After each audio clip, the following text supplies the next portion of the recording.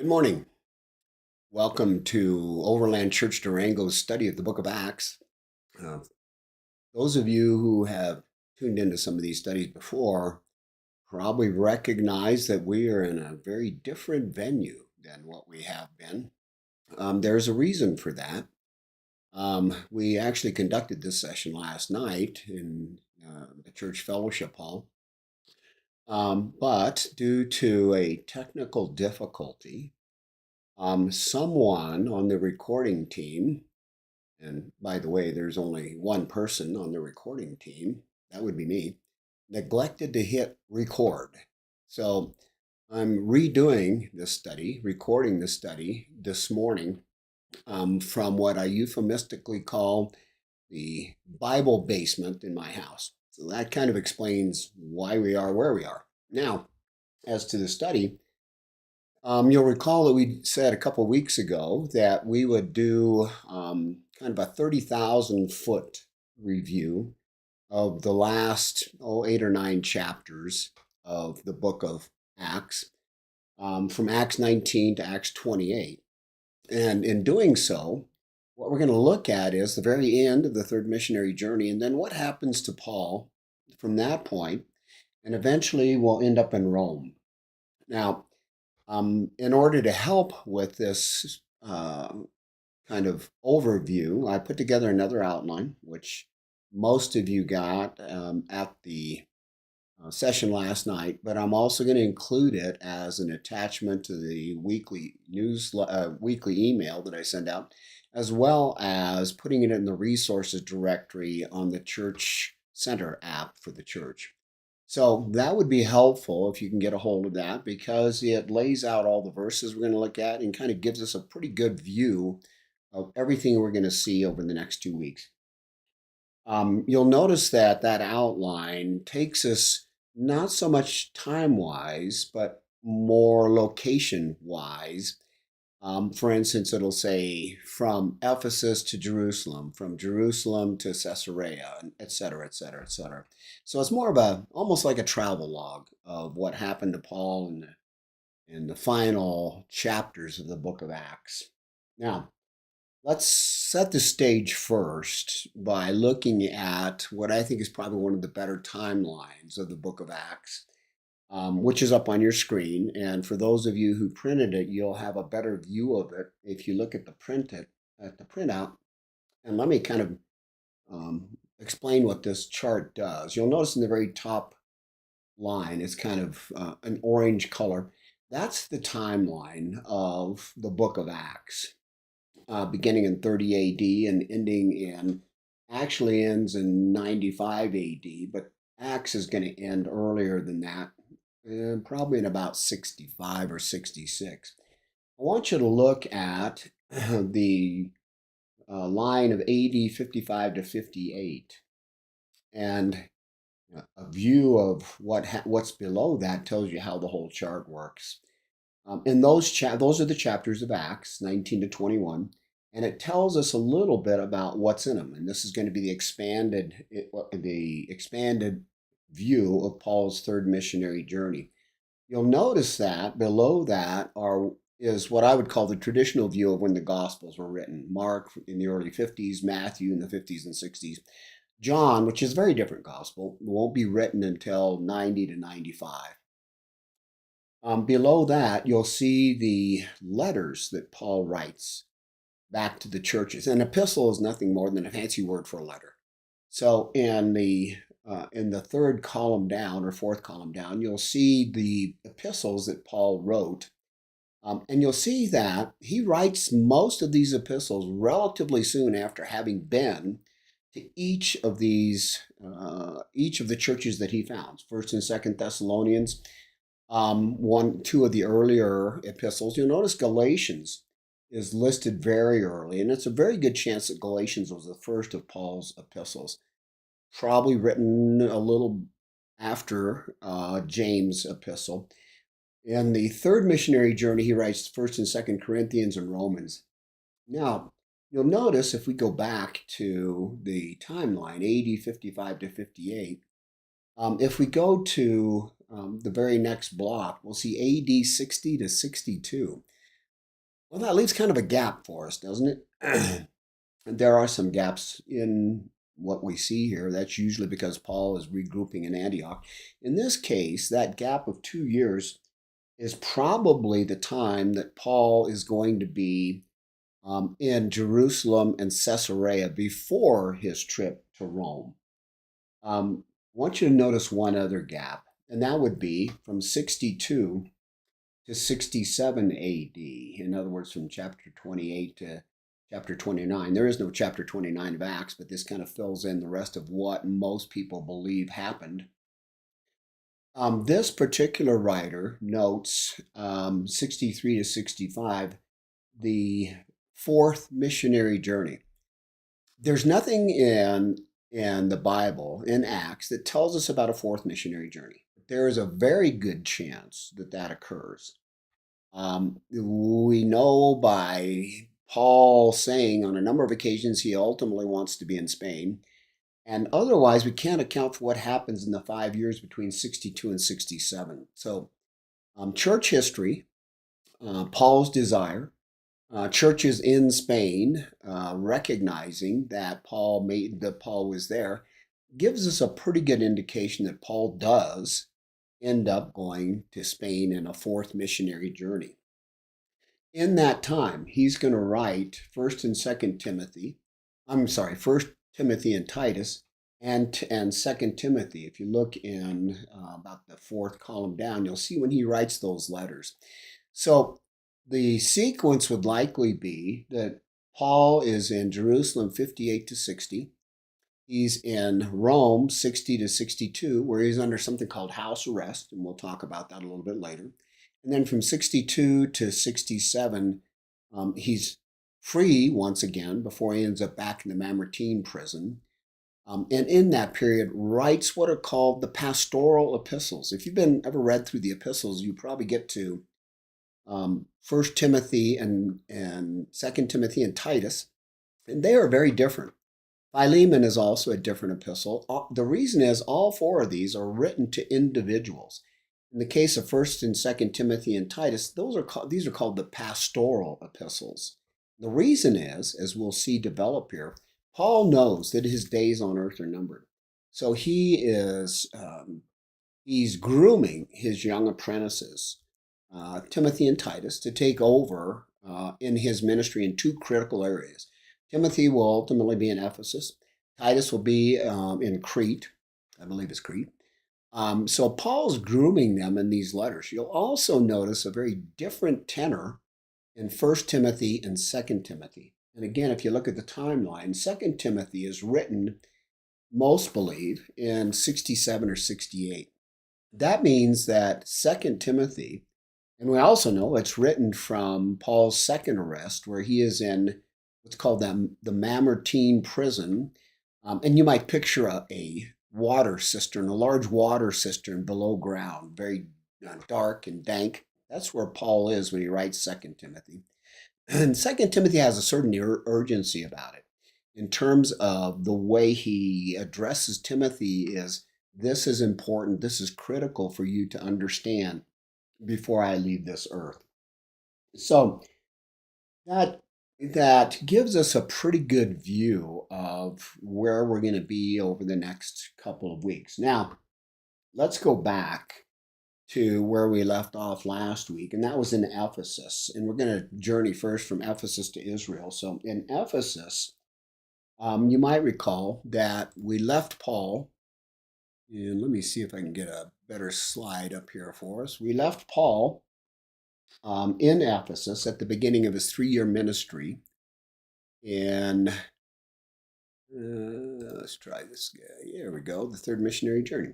His 3-year ministry in Ephesus. Now, unfortunately, and I don't think I'm going to be able to note it by the cursor, but in the upper left quadrant, you'll see where Ephesus is, just off the Aegean. And Ephesus, as we talked about last week, was a huge metropolis by this time, and at the crossroads of a number of Roman roads, as well as being a major port. So Paul is in Ephesus. He spends 3 years there, longer than he has in any other of his missionary stops. If you track backwards along that top left, the top red line, what you're going to find is Paul leaves Antioch on his third missionary journey, as he does on most of them. He's going to leave from Antioch. And he traces back through, he goes back through all of the churches that he had set before in the first and second missionary journey. That's an important note for us because we tend to think that Paul establishes these churches and then they're off and running, and Paul moves on to the next church. The reality is, in every one of our indications, both in Acts and in the epistles, Paul goes back to those churches, in some cases 3 or 4 times that we know of, to strengthen them, to build them up, to fortify them. That should be important to us for 2 reasons. One, that we understand that Paul understands the importance of building a church, and that we understand the importance not just of building and coming back to reinforce a church, but also building and coming back to reinforce our relationships, our discipleships with those in the Christian community. Paul does this in all of his missionary journeys. He will be back in each one of these, in addition to writing the letters to them. He also had influence, and you might recall we looked at a slide last week, which I'll pull up. It's a little difficult to see, but Paul also had influence among other churches, not just the churches we read about. As an example, in Ephesus, you're going to see that there are a number of churches. Some of these, if you look at them, are listed as the churches of Revelation. You'll find these churches scattered around throughout the books of Acts and sometimes in the epistles. As an example, the church at Colossae. That's where we get the epistle, the Colossian epistle. Paul's writing back to the Colossians after the church has been established, not by Paul, because Paul even tells them in Colossians, "I wish I'd been able to come to you." Paul probably didn't establish the church at Colossae. It was probably Epaphras, who Paul had influenced while he was in Ephesus. So it's important also to note that Paul wasn't static in any of these places that he was. He extended out and about to other areas where he can influence what the church was. Now, let's go back to Ephesus.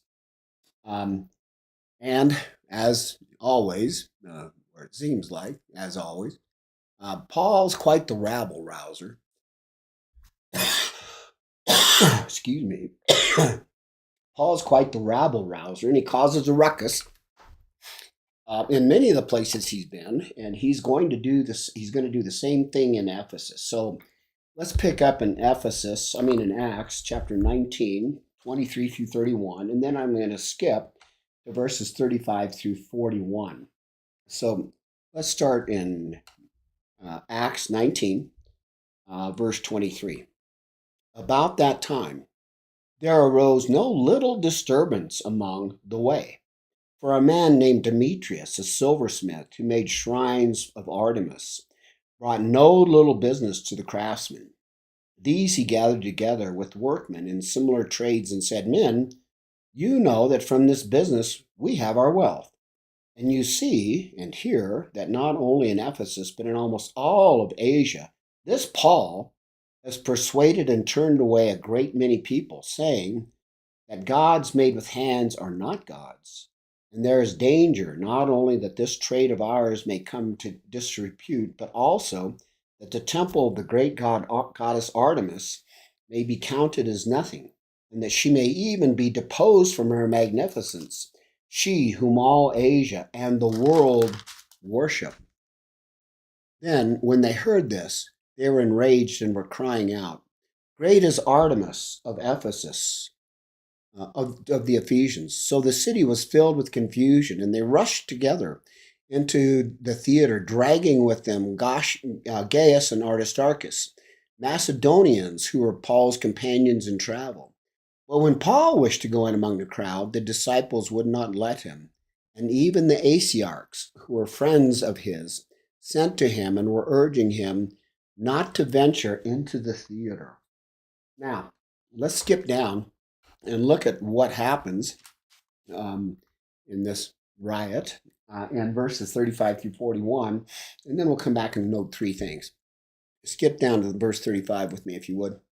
And when the town clerk had quieted the crowd, he said, Men of Ephesus, who is there who does not know that the city of the Ephesians is temple keeper of the great Artemis, and of the sacred stone that fell from the sky?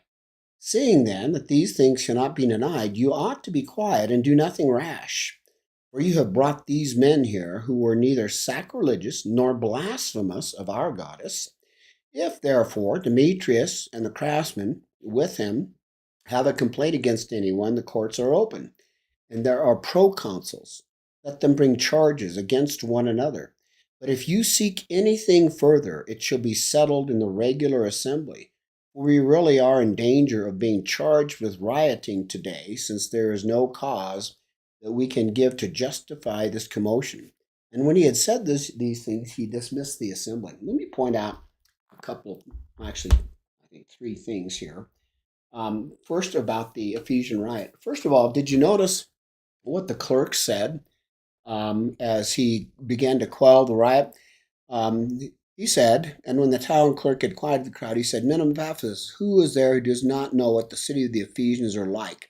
And in here, he goes on to talk about the way. And the way is what Christians were called in the first century.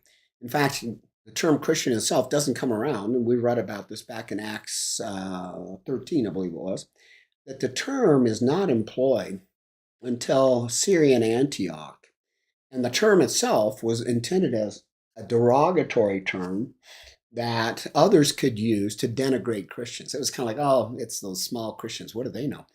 So the term the way referred to what many thought was a sect of Judaism. Recall in the first century, there's a lot of confusion over whether this was a new religion or whether this was just a sect of Judaism. So, but it was recognized as something different, and he calls it the way. And I want you to notice something else. The uproar does not come from the Jews, but from Gentile non believers.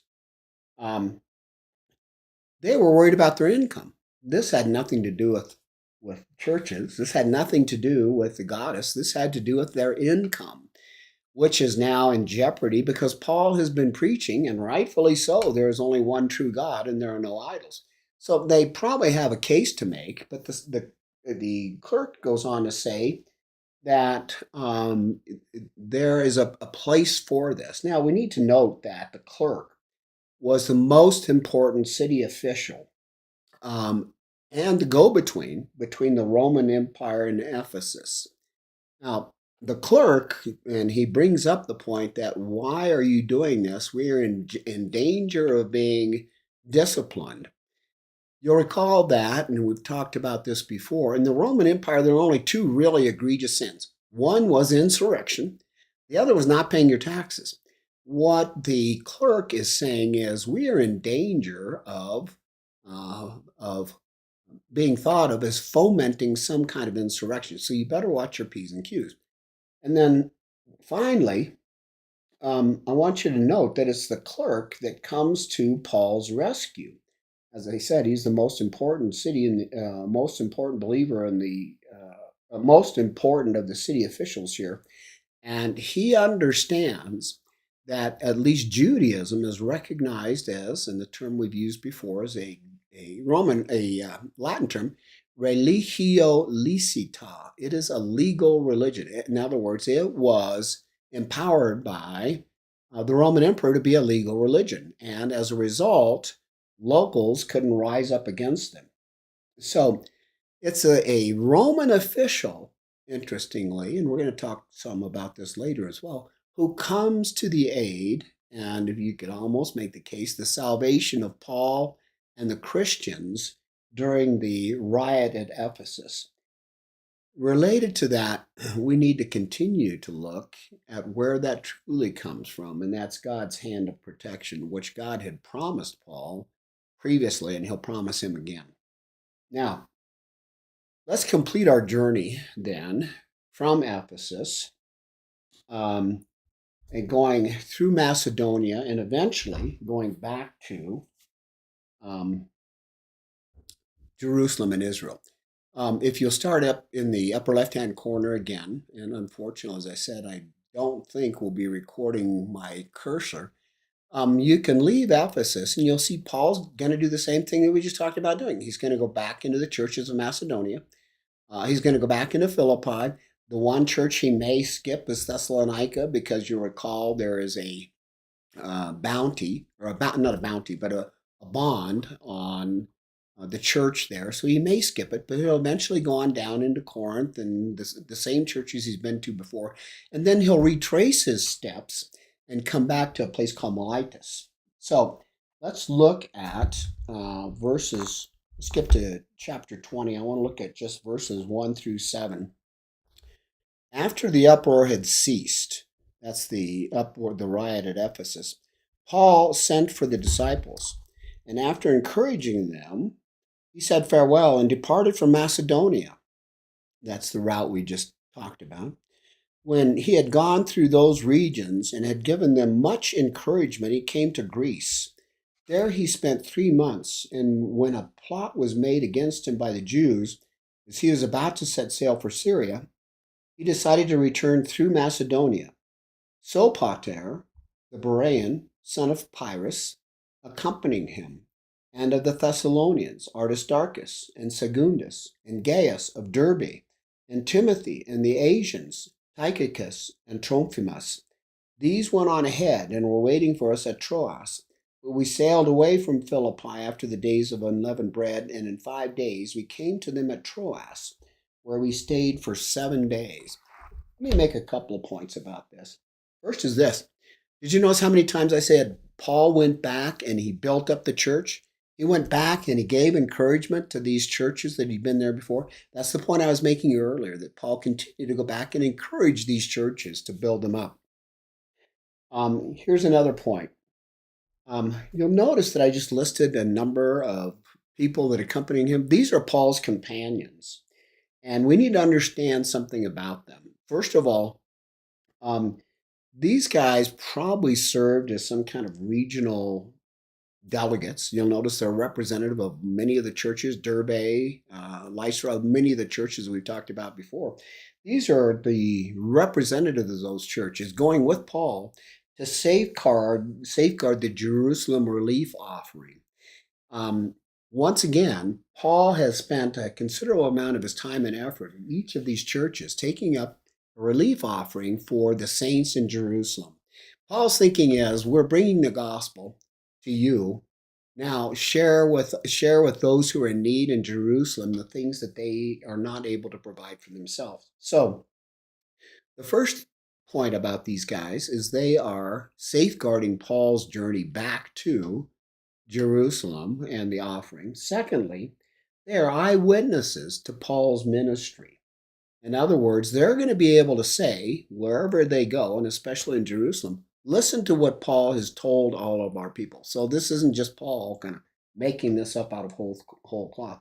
So they are going to be an enduring example of what I'm going to, and I almost hate to use this term today because it's gotten so politicized somehow, multicultural cooperation.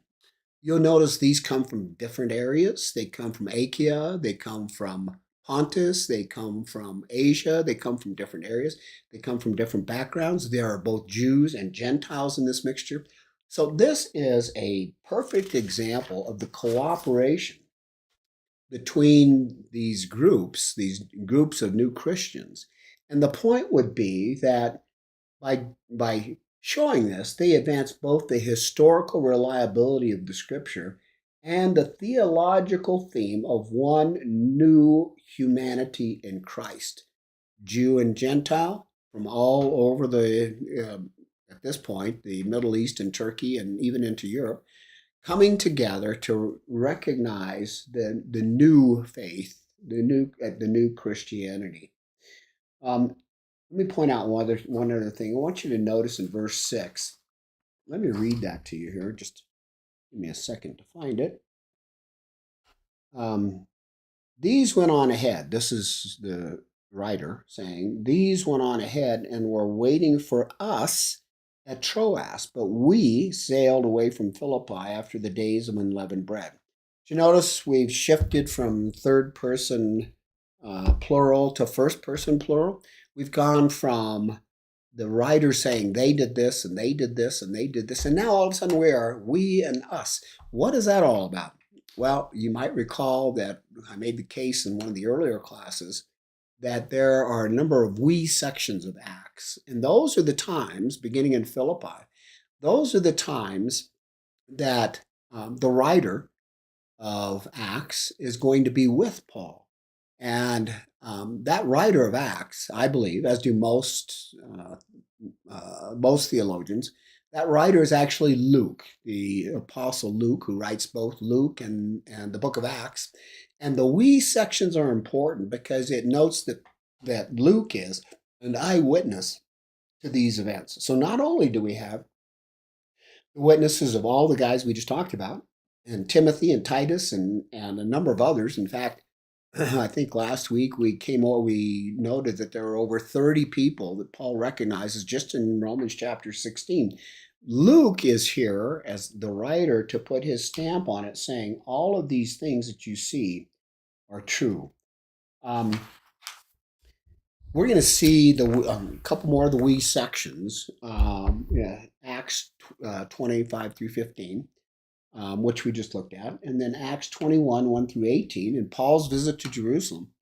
And then Acts 27, 1 to 28, 16. That's Paul's shipwreck on Malta. Luke is going to be with him during all of those, but I need to emphasize the importance of Luke, who Paul calls the good doctor. Luke is, now, we probably shouldn't think of this as a co-writer, but he's listed along with Paul, as Paul often does. In his salutation, his opening in his letters, he'll say, Paul the apostle, and let's say Timothy, or Paul the apostle and Silas, or Paul the apostle, and he will list Luke in at least two of those books, Colossians and Philemon. And that's important for us, and I'll come back and tell you why that's important. And then he's also going to be listed in 2 Timothy. That's important as well. Now, let me tell you why. In Colossians and Philemon, both of those are what are called the prison letters. They are, you remember if we looked at the timeline earlier, those are letters that Paul is writing not from prison in Rome, but from house arrest in Rome. So Paul is writing these letters back to the churches, and who's there, Johnny, on the spot with him? It's Luke. Now, what about the importance of 2 Timothy? You'll recall I said that 2 Timothy is likely written just before Paul's death, and he's writing back to his young protege. Guess who's with him? It happens to be Luke. So while we see these us and we verses, we shouldn't limit that. We shouldn't think that that's the only time Paul is with him. Luke is likely with Paul in most of the instances that we see from Philippi on. Now, let's go deal with one other issue before we move on, and that is this. It's called the Ephesian farewell. You'll notice that Paul retraces his steps, but he doesn't go back into Ephesus. He goes to a coastal town, I believe it's Miletus, and he calls to the Ephesian elders. And he says, can you come and meet with me? Because I'm on my way back to Jerusalem. So let's look at what's called the Ephesian farewell in chapter 20. And I want you to move down to verses 25 through 28.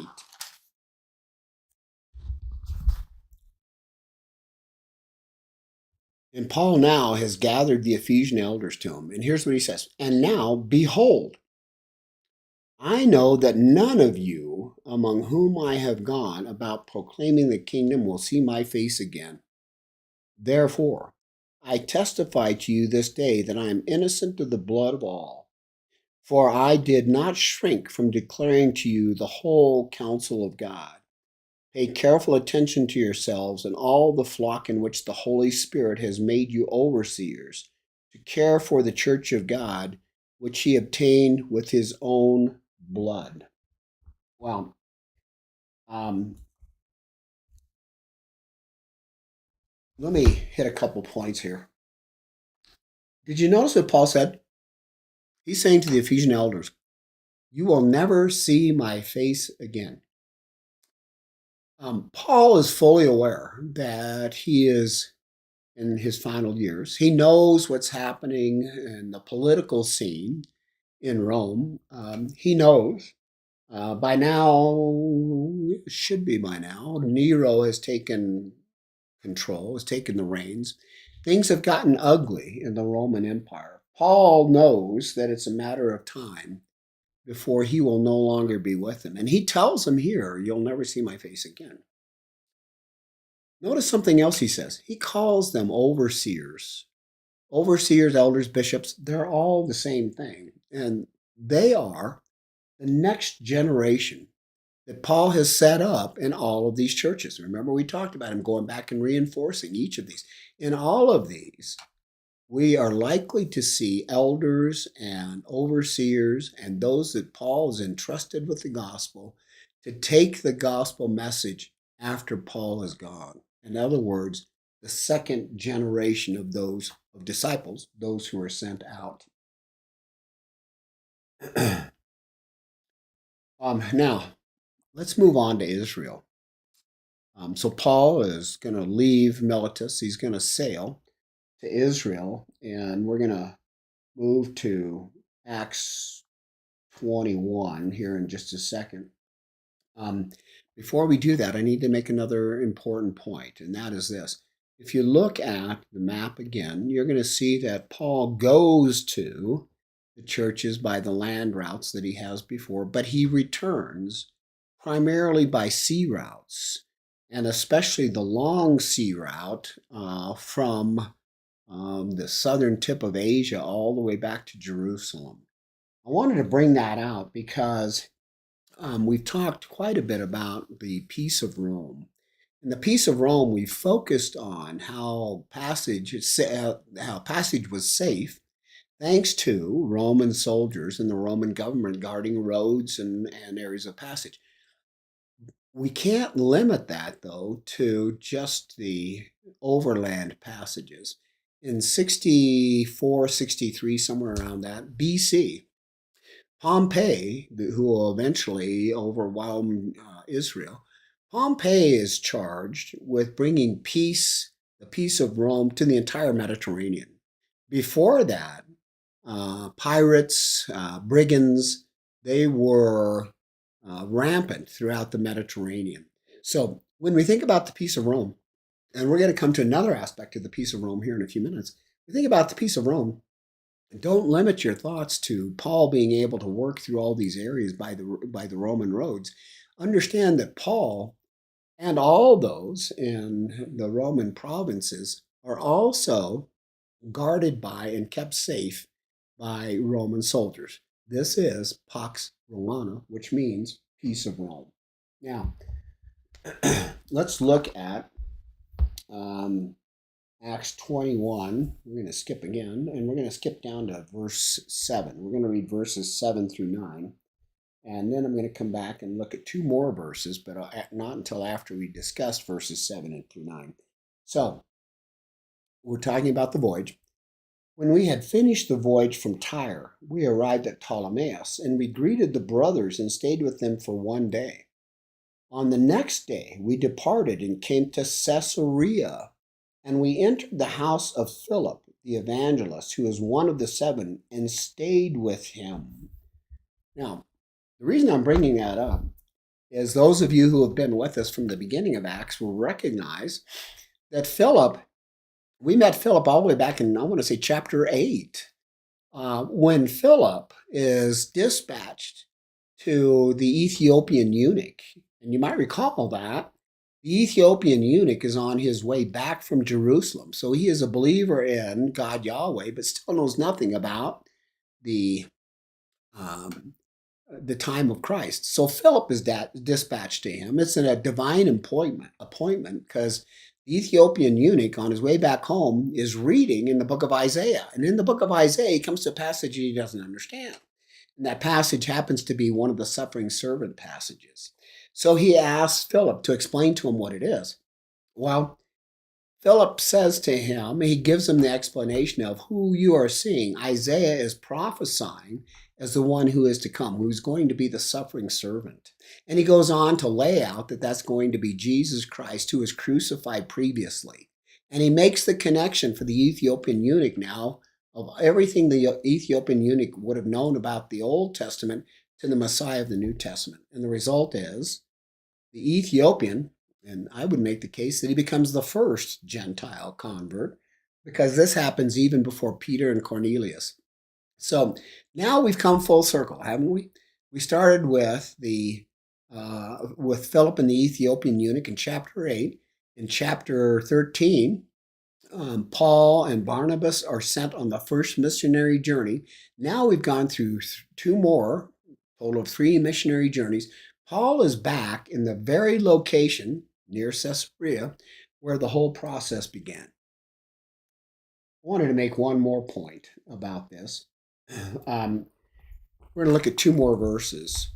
This isn't necessarily critical to Acts, but it is important to understand something. Start with me in verse 10. We're going to do just 2 verses here. Verse 10 of chapter 21. While we were staying for many days, a prophet named Agabus came down from Judea. And coming to us, he took Paul's belt and bound his own feet and hands and said, "Thus says the Holy Spirit, this is how the Jews at Jerusalem will bind the man who owns this belt and will deliver him into the hands of the Gentiles." Excuse me, dealing with a bit of allergies here. Let me make a couple points about this. First of all, this is something called enactment prophecy. And here's what enactment prophecy is. And last night in the class, we used this example. I asked Brother James Williams if there was anything that he really enjoyed doing, a hobby or something like that. And he said fishing. So I pointed this out. I said to the group there, and I want you to think about this. What would make more impact on you in terms of how you would view James if he just sat in his seat like he did last night and said, "I enjoy fishing." And he may even have talked a little bit about it. Or would it make more of an impact on you if James had walked into the room in waders, in a fishing hat, with his pole and a creel and everything that he need to fish? In other words, and even if he spent a little time showing you how to cast, that would make much more of an impression on you, wouldn't it, than sitting there listening to James talk about it? That's something in the Bible called, or in theology called, enactment prophecy. In other words, it's not just prophecy, it's acting out what that prophecy is. It's used throughout the Bible. Jeremiah does it, a number of them use it. Ezekiel is probably the best of enactment prophecy. As an example, in Ezekiel, you'll find him eating the small scroll. You'll find him digging a hole in the wall of his house to represent escape. You'll find him using a boiling pot to typify Jerusalem. You'll find him crossing 2 sticks that represented Israel and Judah and eventually being reunited again. Enactment prophecy is paramount in Ezekiel. Now, the primary reason I brought that up is Agabus is doing the same thing here, but he's doing it in such a way that it's a visual representation of what Paul is going to see. So when you see enactment prophecy, or when you see things being acted out, recall that is part of the prophetic message. It just makes it so much more readily understandable. By the way, we'll see in a little bit later, Agabus's prophecy is accurate. Incidentally, this is not the first time we've seen Agabus as a prophet. In chapter 11, if we go back to chapter 11 in Acts, we're going to see him prophesy the famine period in Israel. Now, we're back, we've gotten back into the promised land. Now, let's end up in Jerusalem. Notice, and I'm going to read verses, again, we're going to be in chapter 21. We're going to look at verses 17 through 26.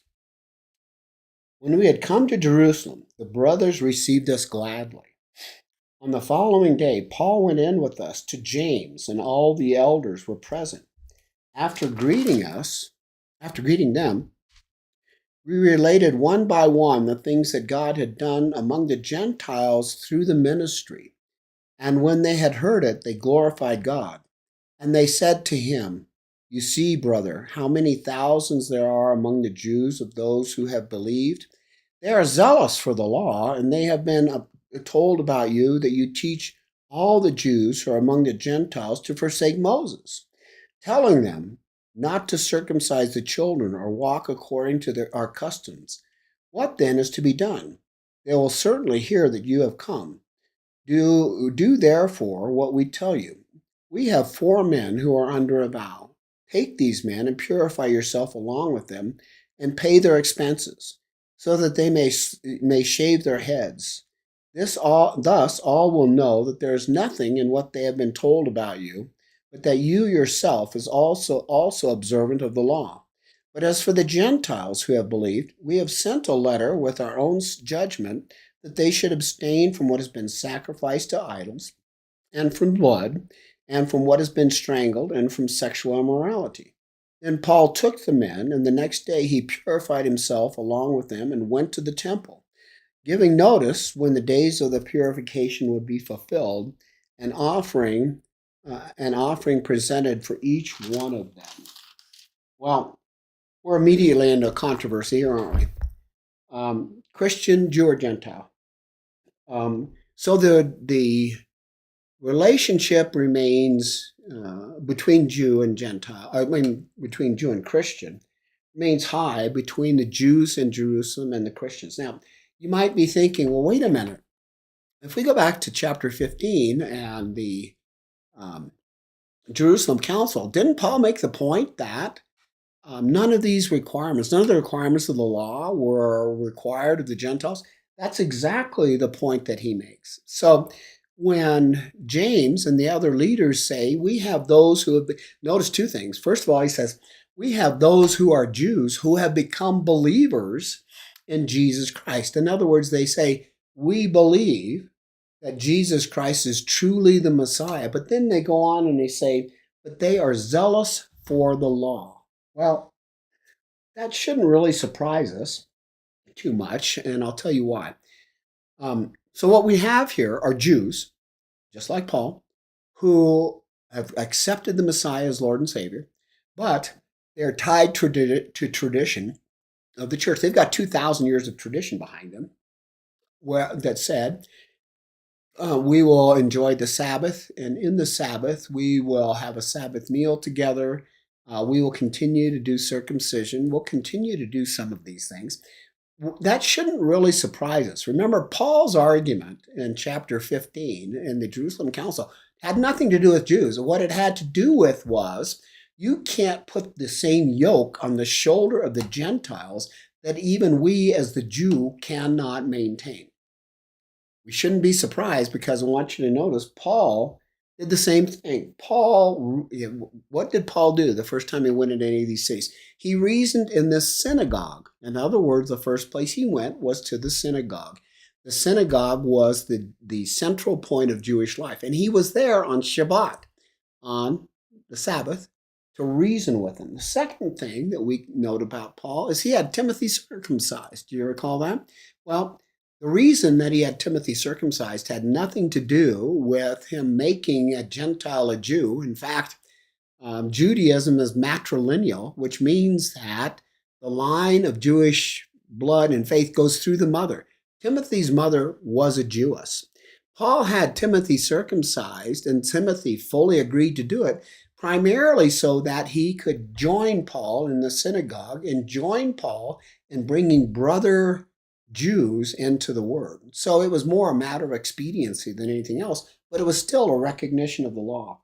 And finally, Paul observed Passover. In fact, in chapter 20, a few chapters earlier, we find that Paul's in a hurry to get to Jerusalem in order to observe Passover.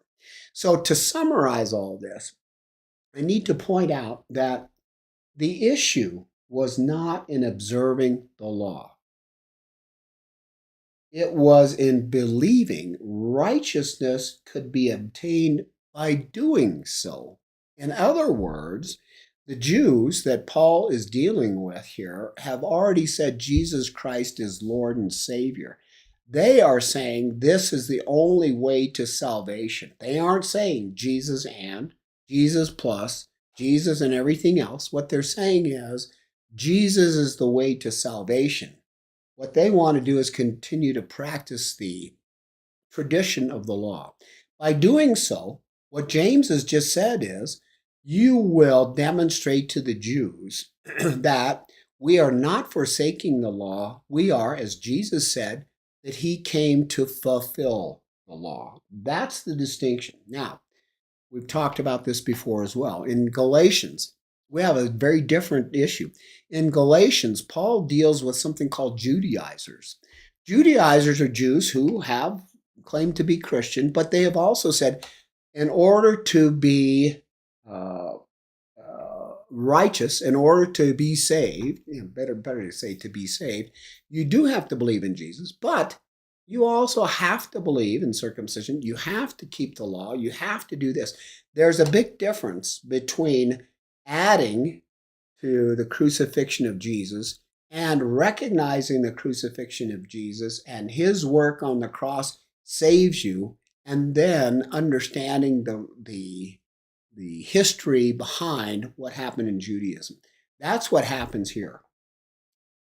I wanted to note one other thing before we leave this, and that's in verse 21. Notice what happens. In chapter 21, verse 21.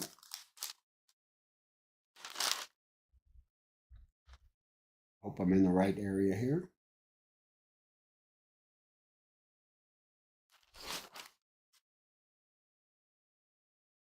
Well, I'm not. They twisted the truth. The whole point of the Jerusalem Council was Gentiles would not be required to follow the law.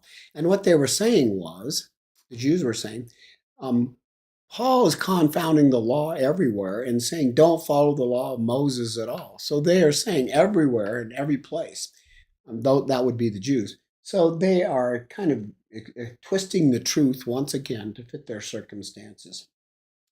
There is one last issue, and that's the vow that they talk about. That's called a Nazarite vow.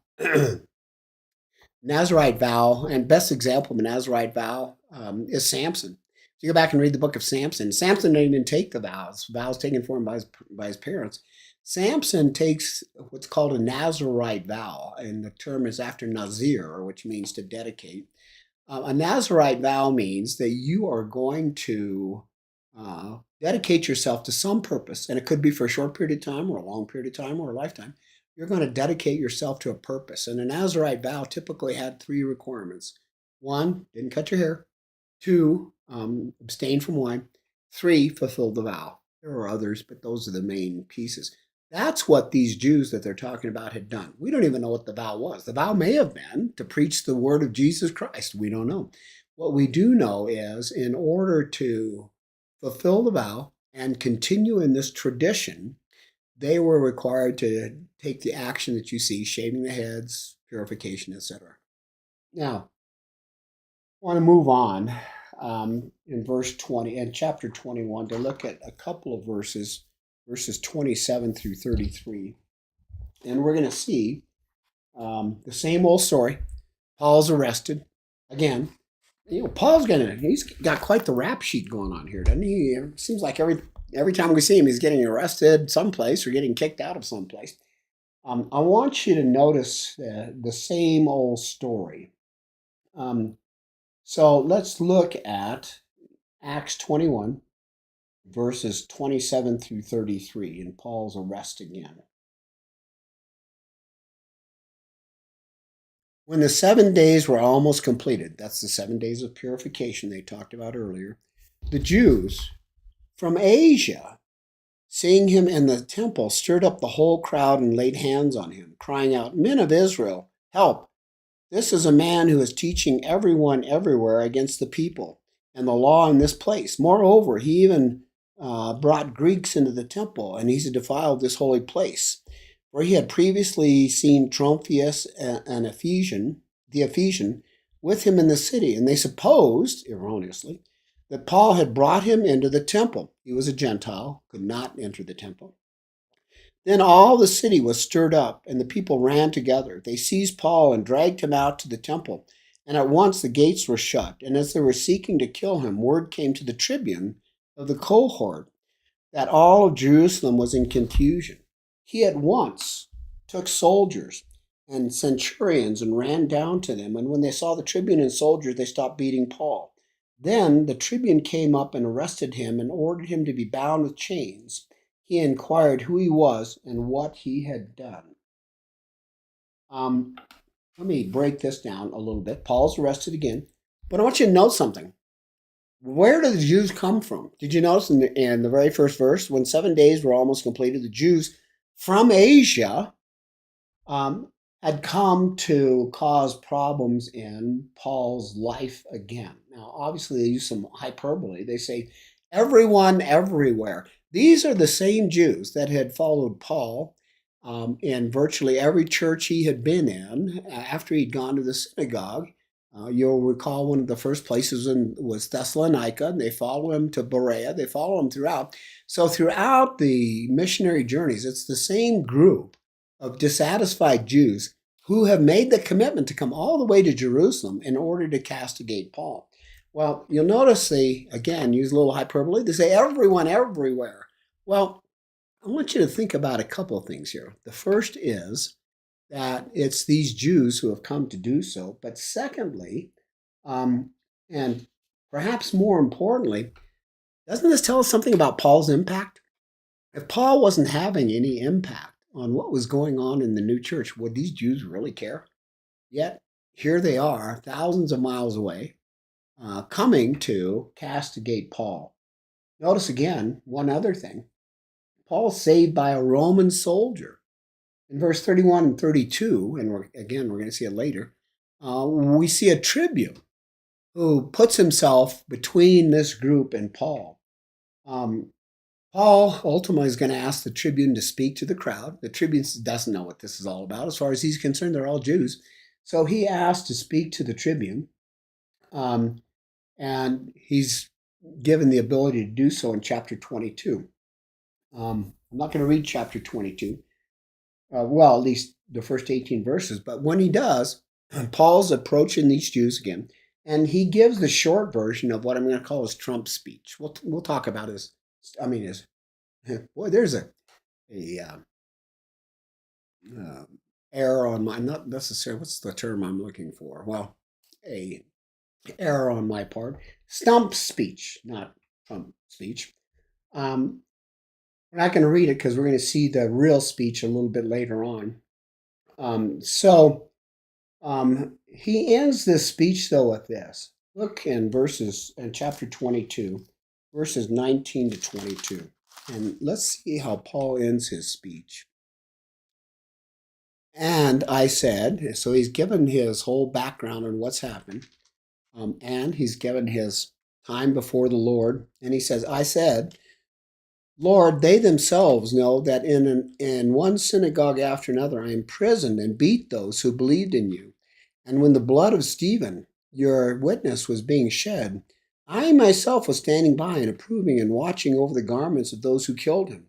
And he said to me, Go, for I will send you far away to the Gentiles. That's Paul's Damascus Road appearance that Paul ends his story with. Look at the very next verse.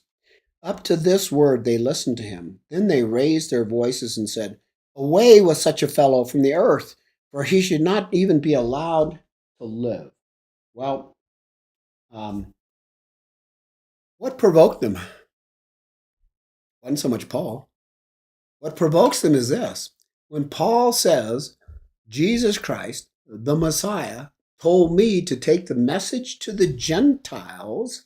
That's what provokes the Jews. And why is that? The Jews believe they were always the chosen people. The Jews believed the Messiah was going to appear to them and them alone. So when Paul says, guess what, guys? The curtain has been torn. There is no more difference between Jew and Gentile, slave and free, etc. That's what sets the Jews off.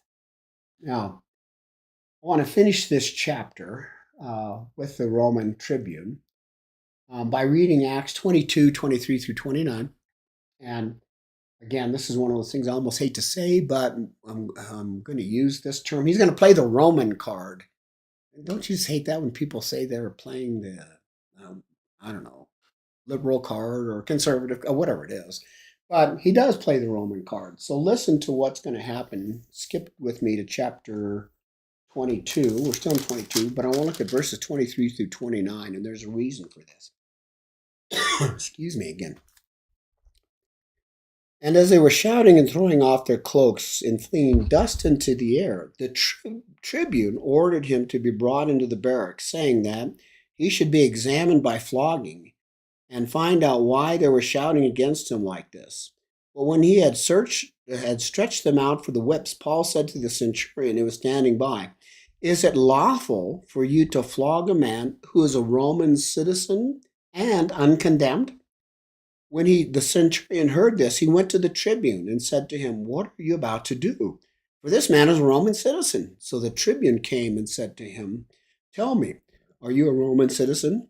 And he said, "Yes." The tribune answered, "I bought this citizenship for a large sum." Paul said, "But I am a citizen by birth." So those who were about to examine him withdrew from him immediately, and the tribune also was afraid, for he realized that Paul was a Roman citizen and that he, the tribune, had bound them. So, notice in verses 26 through 29, the tribune says, "I had to buy my way." Paul says, "Well, I'm a Roman citizen by birthright." So, I want you to remember our earlier discussion. Do you remember in our discussion at the very beginning of this class of why Paul was the perfect one to bring the message to the Gentiles? One of the criteria, one of the characteristics that we noted in Paul was he was a Roman citizen. Paul was from Tarsus.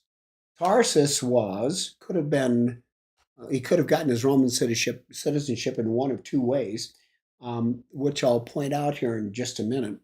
But Paul was a Roman citizen, which allowed him some special treatment that he would not have gotten any other place, including here in terms of taking the gospel message not just to Jews, but to Gentiles. Now, there's 2 points. First is this: Roman citizens had special privileges that others did not. If you're not a Roman citizen, you missed out on a bunch of things. Here's some of the privileges they had. A Roman citizen can vote in a Roman Empire. A Roman citizen can marry legally in a Roman Empire. You were afforded a fair trial and protected from torture and crucifixion. That's how Paul gets out of torture here. He says, "I'm a Roman citizen." He's also protected from crucifixion in that in a few years he's going to be beheaded.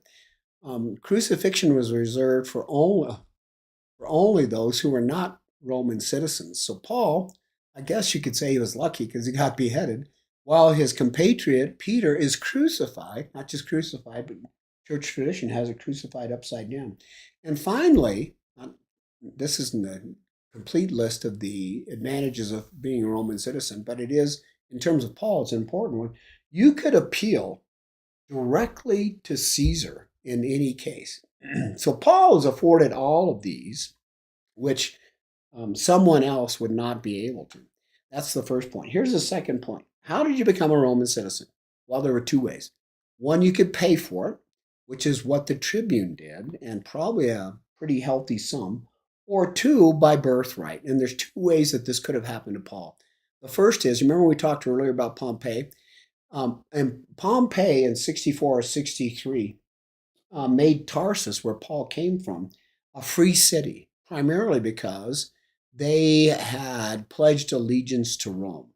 So Paul may have gotten citizenship there, or many others believe that Paul's father, likely a Jew, had enlisted in the Roman army, seeing where things were going to be, and as a result was made a Roman citizen.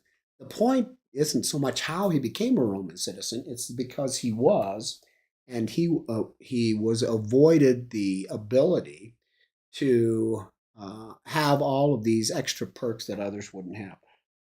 We're going to pick up on this story here in just a minute, but I wanted to do a short excursus. And you might recall that an excursus is just a side journey on something related to what we're talking about. And this excursus has to do with 2 points in the Pax Romana. First of all, I want you to notice how often highly placed officials interceded for the sake of the gospel.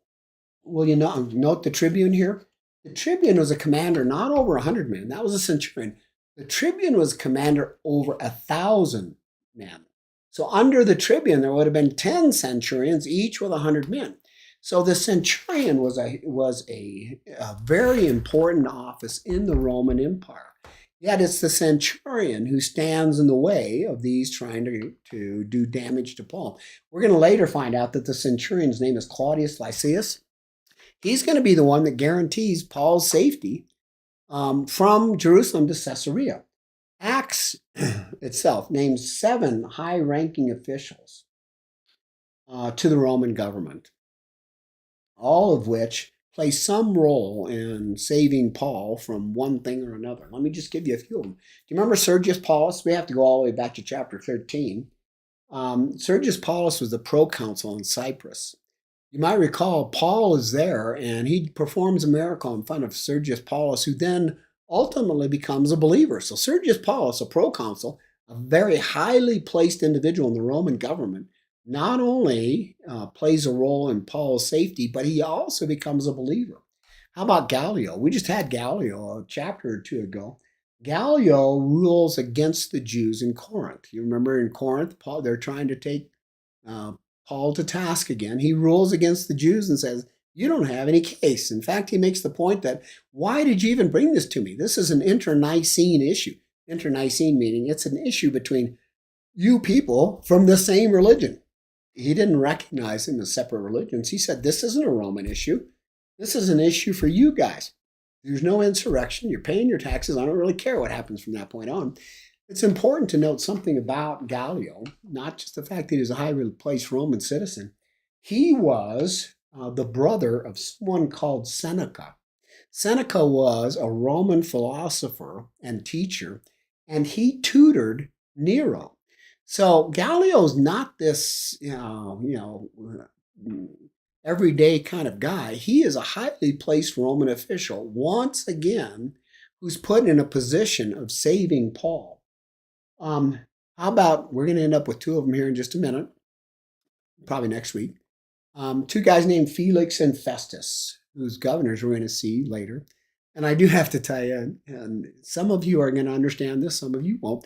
I do have to tell you, every time I get to these 2, I can't help but think of The Odd Couple with Felix and with Marshall Dillon and Gunsmoke with Festus. If you know what I'm talking about, you're older than you think you are. But we're going to come back to those guys. But the point I want to make is these are governors. These are highly placed individuals in the Roman government.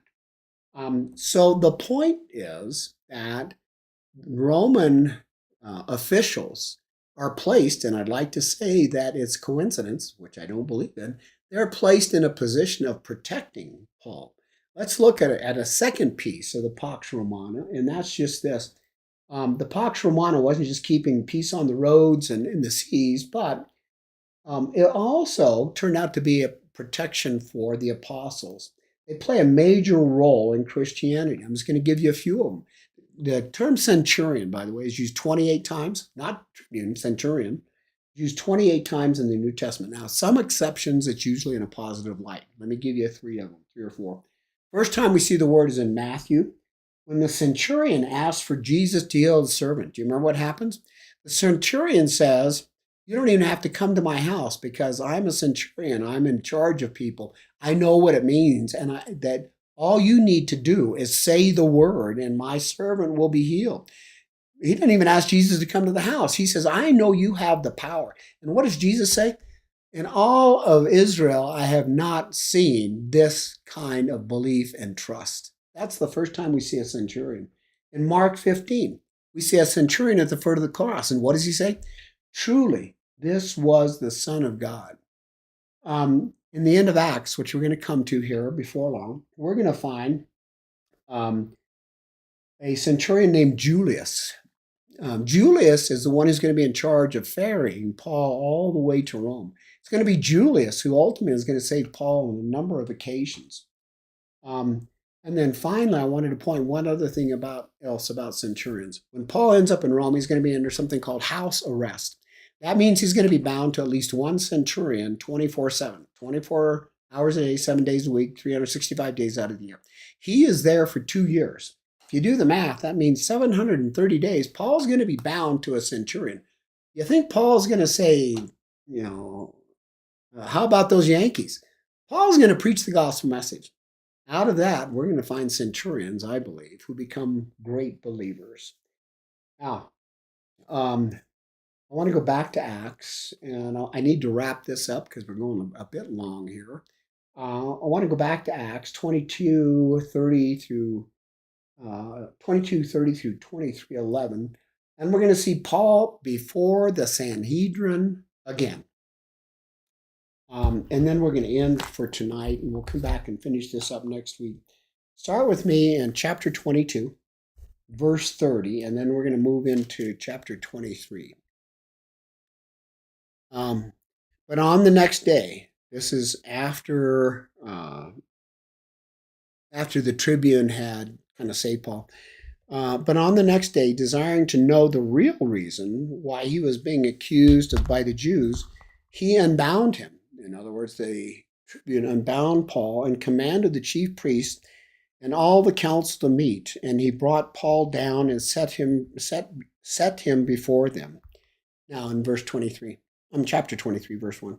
And looking intently at the council, this is going to be the Sanhedrin, Paul said, Brothers, I have lived my life before God in good conscience up to this day. And with the high priest Ananias commanded those who stood by him to strike him, and the high priest Ananias commanded those who stood by him to strike him on the mouth. Then Paul said to him, God is going to strike you, you whitewashed wall. He's talking to the high priest here. Are you sitting to judge me according to the law, and yet contrary to the law, order me to be struck? Those who stood by said, Would you revile God's high priest? And Paul said, I did not know, brothers, that he was the high priest. For it is written, You shall not speak evil of a ruler. Well, I want to make 3 points. We've got another plot on Paul's life here, coming from the Sanhedrin. You'll notice that in verse 5, Paul says this, I did not know, brothers, that he was the high priest. He's talking about Ananias, who he just called whitewashed wall. I did not know, brothers, that he was the priest. Ananias, we have some timing issues here that I want to bring up. Ananias, according to Josephus, the historian Josephus, was high priest from 48 to 58. So for a 10-year period, which is quite long, Ananias is the high priest in Israel. Now, the last time that we know of, at least, that Paul was in Jerusalem was for the Jerusalem Council. And that goes back to 49, call it 49, 50-ish. The dates are always a little difficult here. So it's possible that Paul didn't know that Ananias had been named high priest. But he's there at roughly the same time that it appears Ananias is named high priest, or soon thereafter. And then Paul's not back again. So it's conceivable that Paul did not know that Ananias was the high priest. It's been 10 years. Now, I'm going to give you something from the book of Tom. You won't find this that I can think of in any commentary. I've never seen it in commentary. Here's what I think Paul's saying. When Paul says, I did not know, brothers, that he was the high priest. And then he says, for it is written, you shall not speak evil of a ruler of your people. I think Paul was saying, and Paul's not above a little humor here. You're not the high priest. I know the high priest. You hung him on a cross. So um, I can't, and you should never read something into the Bible that's not in the Bible. So that's why I'm telling you specifically. This comes from the book of Tom. Paul may not have known who he was, or Paul may have known who the real high priest was. Second thing I wanted to point out is something called the Great Division. Um, let's see. So now let's go back and read verses 6 through 11. Now, when Paul perceived that one part were Sadducees and the other part Pharisees, again, we're talking about the Sanhedrin, he cried out to the council, Brothers, I am a Pharisee, the son of a Pharisee. It is with respect to the hope and resurrection of the dead that I am on trial. And when he said this, a discussion arose between the Pharisees and the Sadducees, and the assembly was divided. For the Sadducees say there is no resurrection, nor angel, nor spirit, but the Pharisees acknowledge them all. Then a great clamor arose, and those of the scribes of the Pharisees' party stood up and contended sharply. We find nothing wrong in this man. What if a spirit or an angel spoke to him? And when the dissension became violent, the tribune, after that, Paul, afraid that Paul would be torn to pieces by them, commanded the soldiers to go down and take him away from them by force and bring him to the barracks. The following night, the Lord stood by him and said, Take courage. For as you have testified to the facts about me in Jerusalem, so now you must testify about me in Rome. So I said there are 3 points I wanted to make about this. The first point was about Ananias, and Paul saying, I know the true high priest. Here's the second point. I'm going to call this the great diversion. Do you know what Paul did? Notice what Paul did. Earlier in the class, I had a handout, and most of you should have it. It's also in the resources, that told about how all the various sects of Judaism came about, all of them, and call it 250 BC, to the time of Christ. That was the Pharisees, the Sadducees, the Herodians, all of them. And you'll recall that what differentiated the Pharisees from the Sadducees was whatever the Pharisee believed, the Sadducee did not. The Sadducees, an example, did not believe in resurrection. So I want you to notice what Paul does. Paul does a pretty good job of distracting these guys, doesn't he? To the point that some of them even say, maybe this guy's right. So Paul does a great distraction, and he kind of leaves the Sanhedrin in a tumult.